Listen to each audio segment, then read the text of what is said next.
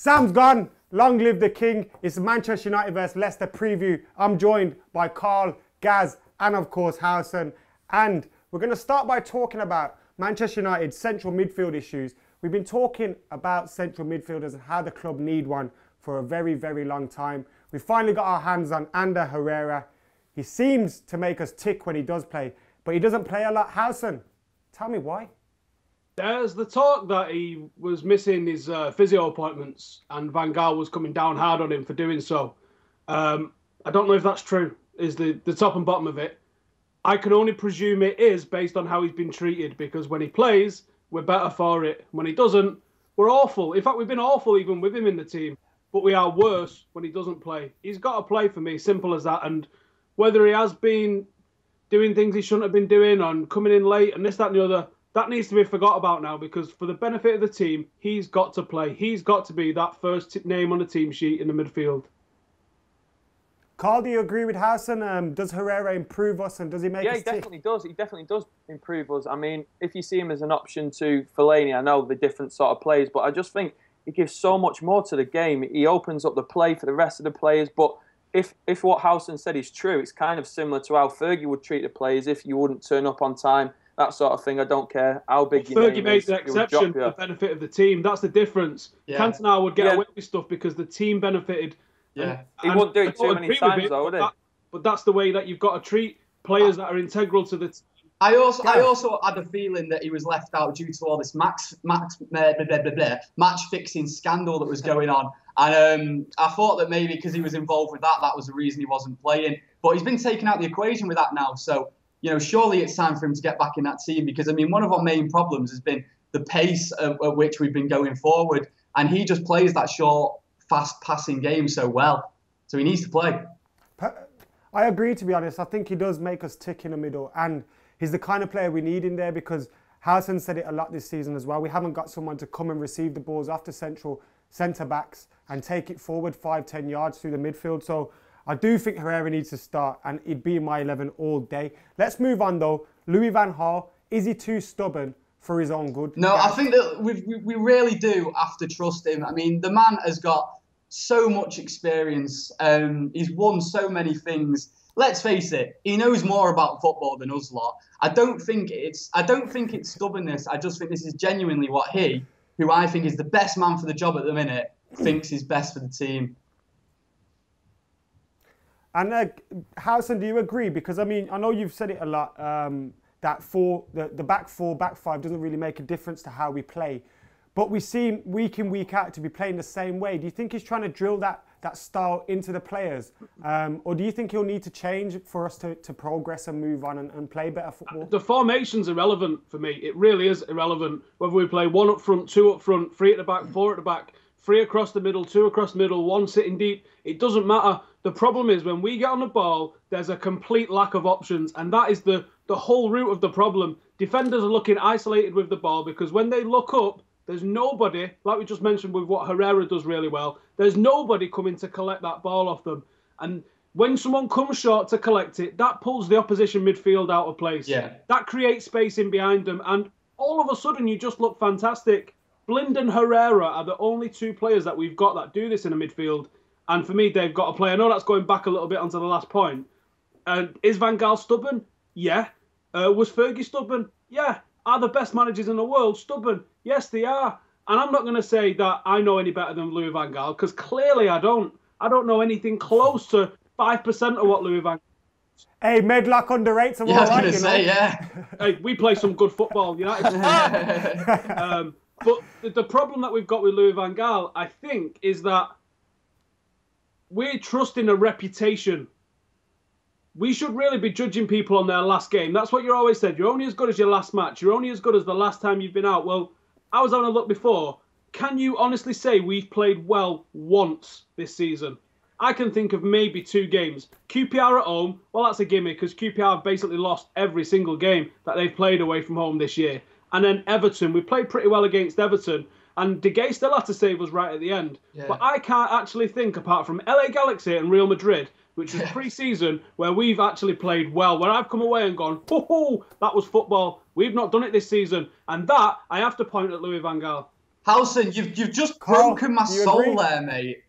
Honestly, I'm so... Hey, Gaz, Howson, shut up a minute. Carl, it's your time to talk, mate. Do you agree with Howson? I agree that I've just wrote down here, there's nothing wrong with being stubborn. I think, as Howson just said, the best managers are stubborn, but you've got to look at why he's being stubborn. If you look at the last Leicester game, what's changed since then over those past few months? Not much has changed. That's why he's sticking with his formation already. That's why he's being stubborn, because there's not much has changed. So what's the point in changing it until the players know his system and know it inside out and can just fall back on it and stop with all this fannying about at the back? They just seem really nervous, sort of thing, to use a better term. But I mean, it's not being stubborn, it's sticking with what he believes in. There's a difference. Maybe it would help if we had defenders who could play football. But do you think that maybe we need to move on a little bit from that, because he's being stubborn, but it's obviously not been helping us in the last few games. But anyway, Carl, what's your team for the game? What's your predicament? My team's like a 4-1-2-1-2, if you will. It's De Gea, Blind, Rojo, Jones, Raphael, Carrick, Cody in midfield, then Di Maria, Herrera, 2 centre mids, Mata number 10. And I'm going to put Rooney and Falcao up front because I really want Falcao to do well. Every sinew in my body is straining for him when he gets near the ball. I want him to do well. It's just not working for him at the moment, but I know he'll come good. I hope he does anyway for the wages we're paying him. And Howson, what's Going yours? forward at the back, mate. We're going for De Gea in net. Back four of Raphael and Shaw as fullbacks. Jones and Rojo in the middle. Rojo was mega against Cambridge, so I think he needs a run. Blind as my sitting holding midfielder. A midfield two in front of him of Herrera, and I'm hoping Herrera Blind sort of get something going between the two of them where they can knock it around. Di Maria as the outlet for a bit of pace. Rooney in the number 10 role. RVP, and like Carl's just said, there's nothing I want more than Falcao to succeed. It's like I'm watching my own son play, and I want.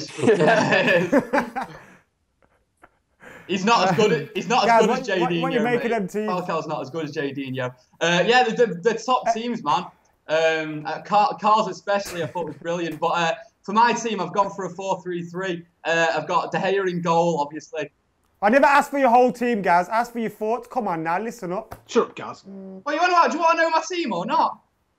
I don't want to know your team. I wanted to know your thoughts on their two teams. Well, they're good teams, aren't they? But like Howson pointed out earlier, formation, who you pick, doesn't really matter if we're going to pass it about like we are doing. Now can I give my team, mate?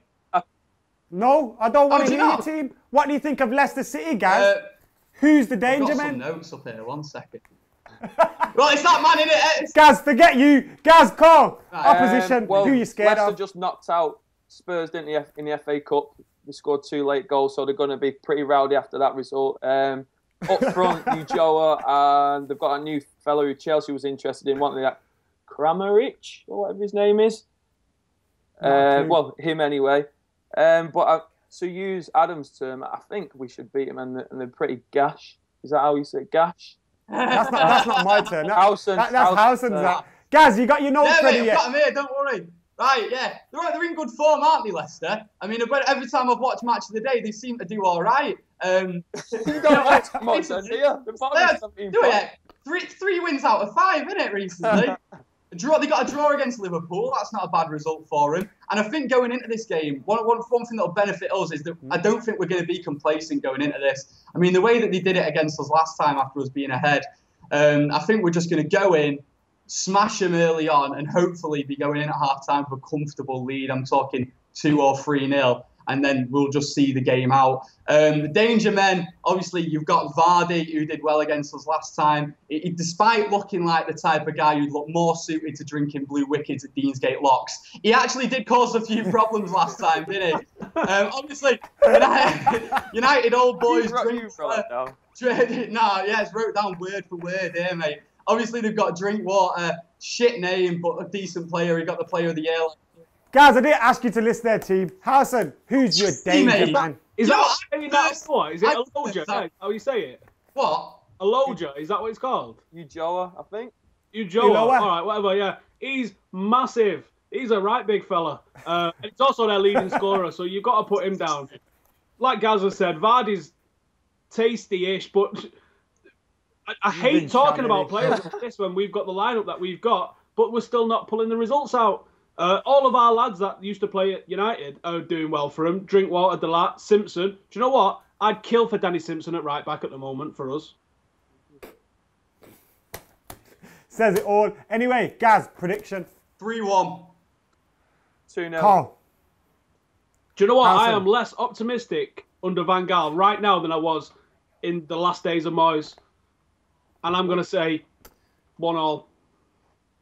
Ah, Alison, I was going to meet you on Saturday before the game, but you sound like you're on a depressing one. I'm going 4-0 United.